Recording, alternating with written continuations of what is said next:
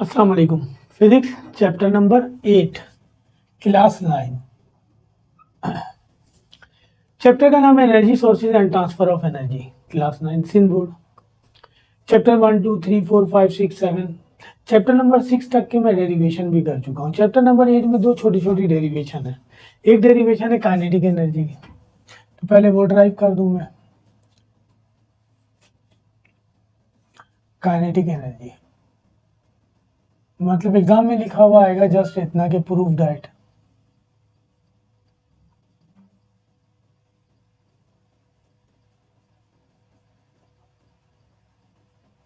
Kinetic energy equal है half M B square. ये prove करना है, इसके लिए स्टेटमेंट लिखनी होगी।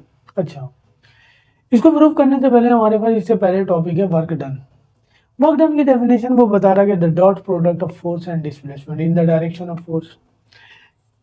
अगर फोर्स और डिस्प्लेसमेंट का डॉट प्रोडक्ट, फिजिक्स में दो तरह का प्रोडक्ट होता है, आपको ये बताया नहीं जा रहा कि एक क्रॉस होता है और एक डॉट होता है। तो फोर्स और डिस्प्लेसमेंट का dot product in the direction of force is called जो है ना वर्क डन। और ये डॉट हटाएंगे तो यहाँ आ जाएगा एफ डी कॉस थीटा। ये वर्क डन की डेफिनेशन है और ये मैथमेटिकल फार्मूला है। ठीक है, सिंपल सी डेफिनेशन है। और अगर हम इसको सिंपल लैंग्वेज में डिफाइन करेंगे तो हम ये भी कह सकते हैं कि when a force is applied to a body and body is displaced then it is said to be work is done. या फिर ये भी कह सकते हैं the dot product of force and displacement. ठीक है जी। इसके बाद हमारे पास टॉपिक है एनर्जी। एनर्जी के बारे में बताता है कि एबिलिटी और कैपेबिलिटी ऑफ डूइंग वर्क। वो काबिलियत, वो सलाहियत जिसकी मदद से हम वर्क करते हैं वो कहलाता है एनर्जी। इसका मतलब ये हुआ कि वर्क जो हम करते हैं वो ज़ाया नहीं होता, वो जमा हो जाता है इन द फॉर्म ऑफ एनर्जी। सही है। एनर्जी की दो फॉर्म्स हैं हमारे पास, एक को हम कहते हैं काइनेटिक एनर्जी और एक को हम कहते हैं पोटेंशियल एनर्जी। काइनेटिक एनर्जी की डेफिनेशन लिखी हुई है आपके पास, मैं उसे सिंपल लैंग्वेज में बता रहा हूँ आपको कि energy possess by a body due to its motion. यानी अगर कोई बॉडी मूव कर रही हो, अगर हम वर्क डन करें उसके नतीजे में बॉडी मूव करने लगे, तो उस सूरत में वो वर्क डन उस बॉडी में जमा हो जाएगा in the form of kinetic energy. यानी energy possess by a body due to its motion is called जो है ना kinetic energy.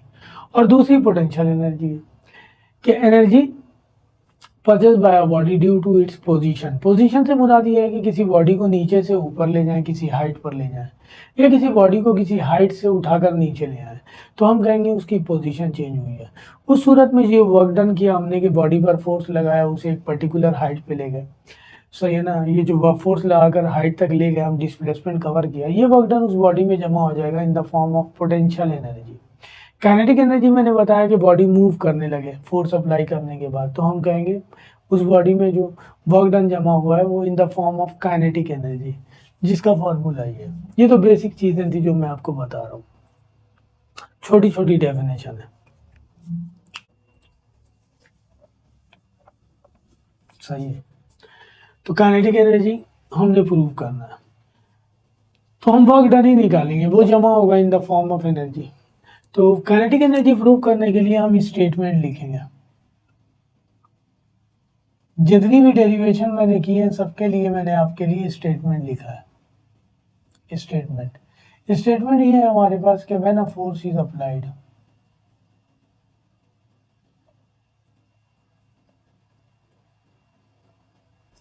To a rest body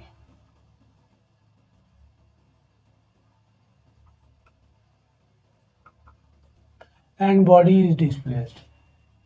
ये डेफिनेशन भी है वर्क डन की।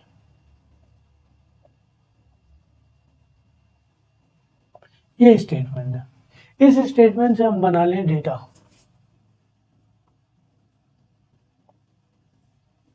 कह रहा है कि when a force is applied to a rest body, body rest हालत में, तो initial velocity of body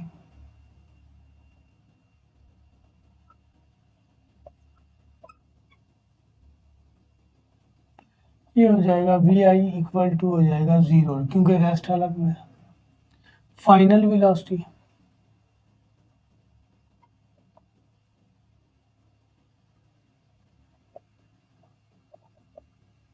we के इक्वल ले लेते हैं। जाहिर सी बात है वेलोसिटी चेंज हो रही है तो बॉडी में एक्सेलरेशन प्रोड्यूस होगा। एक्सेलरेशन, इसको हम रिप्रेजेंट कर देते हैं ए से। बॉडी डिस्प्लेस भी हो रही है तो डिस्प्लेसमेंट इसको हम रिप्रेजेंट कर देते हैं डी से, और अप्लाइड फोर्स, बॉडी पर फोर्स भी अप्लाई हो रहा,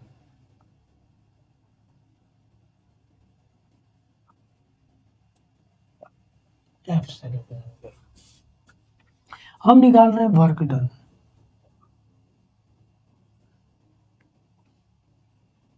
अभी मैंने बताया कि the dot product of force and displacement is called work done. F equal होता है एम ए के, डी एज इट इज रहेगा। इसे हम इक्वेशन नंबर 1 देते हैं, वर्क डन। सही है। अब हम डी की वैल्यू निकाल लें इस डेटा से। तो इसके लिए जो फार्मूला अप्लाई होगा इक्वेशन ऑफ मोशन में, ये फार्मूला अप्लाई होगा, 2s is equal to V F square minus V I square. T तो है नहीं यहाँ पे, 2 ए की वैल्यू ए है, एस की वैल्यू डी है, वी एफ की वैल्यू वी ली हुई है हमने, और वी आई दिया हुआ है 0। तो ये हो जाएगा 2AD is equal to V square. यहाँ से डी की वैल्यू निकालेंगे तो ये इक्वल हो जाएगा वी स्क्वायर ओवर 2 है। इस डी की वैल्यू को इक्वेशन नंबर 1 में पुट कर दें। यहाँ मैं लिख रहा हूँ put value of D in equation number 1। Equation 1 ये है हमारे पास कि वर्क डन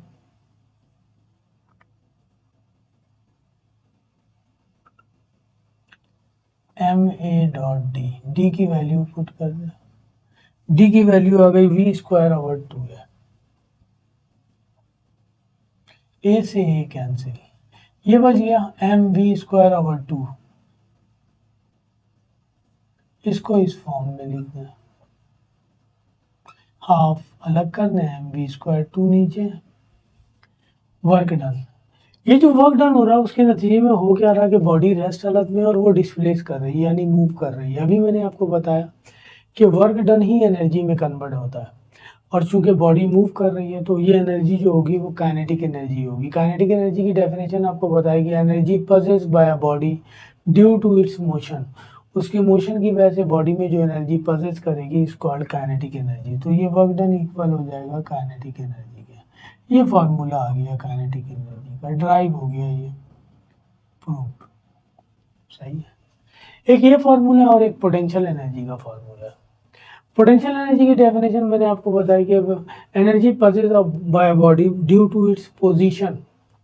पोजीशन से मुराद ये है कि किसी बॉडी को नीचे से ऊपर ले जाए या ऊपर से नीचे लाए, तो उस सूरत में जो एनर्जी पजेस करेगी उसे हम कहेंगे पोटेंशियल एनर्जी। ये मूव कर रही है, बॉडी पर फोर्स अप्लाई हो रहा है इस बॉडी पर, और बॉडी डिस्प्लेस कर रही है, लिहाजा ये वर्क डन कन्वर्ट हो जाएगा काइनेटिक एनर्जी में।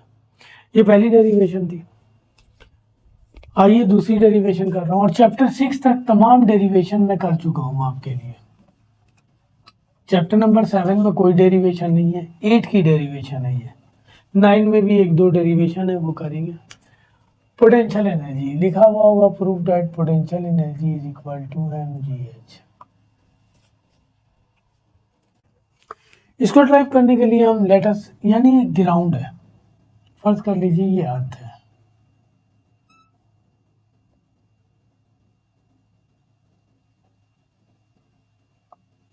इससे एक बॉडी को हम किसी हाइट पर उठाकर ले जाएं, ये हाइट h है।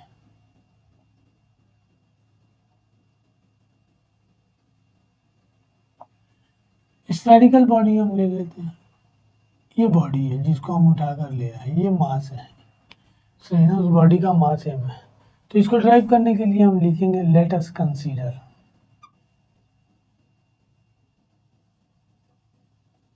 A body of mass m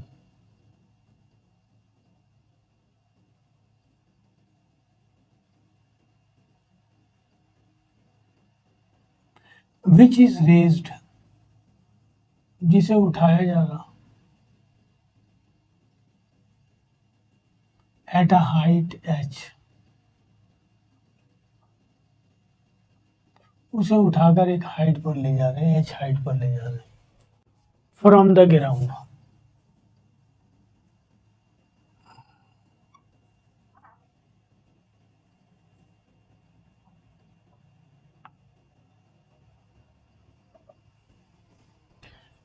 The work done in lifting a body to a height h फिर लिखेंगे the work done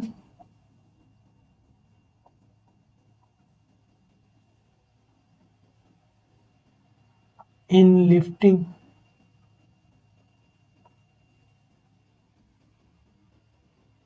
a body to a height h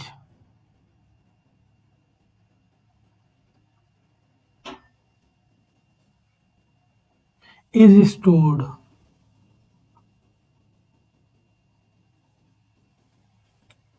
सही है ना। ये वर्क डन स्टोर्ड हो जाएगा उस बॉडी में ग्रेविटेशनल पोटेंशियल एनर्जी में, या सिर्फ पोटेंशियल एनर्जी कह लें। Is stored in it as gravitational potential energy.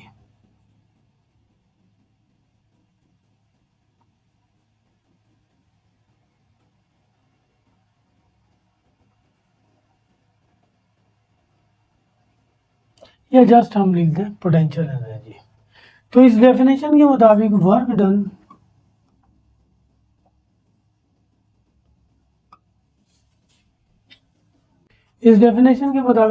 Equal हो जाएगा ग्रेविटेशनल पोटेंशियल एनर्जी के, या फिर हम ये लिख दें कि पोटेंशियल एनर्जी इक्वल हो जाएगा वर्क डन के। वर्क डन अभी हम बता कर रहे हैं कि वर्क डन इक्वल होता है एफ डॉट डी के। चूंकि बॉडी को रेस किया जा रहा, लिहाजा जो है ना एफ इक्वल हो जाएगा डब्ल्यू के, और डब्ल्यू इक्वल हो जाएगा एम जी के, यानी वेट ऑफ द बॉडी के इक्वल हो जाएगा, और डी इक्वल हो जाएगा एच के। तो ग्रेविटेशन पोटेंशियल एनर्जी इक्वल हो जाएगा W इंटू एच। डी की जगह एच लिख दिया, एफ की जगह हमने लिख दिया डब्ल्यू, और डब्ल्यू की जगह हम पुट कर दें एम जी, तो ये आ जाएगा एम जी एच। ये ग्रेविटेशन पोटेंशियल एनर्जी का फार्मूला ड्राइव हो गया। बस ये दो छोटी सी डेरिवेशन थी इसमें, इस चैप्टर में। अब हम इसके वर्कड एग्जाम्पल और न्यूमेरिकल को करेंगे। वीडियो अच्छी लगे तो लाइक कीजिए, सब्सक्राइब कीजिए एंड शेयर भी कीजिए। अल्लाह हाफिज़।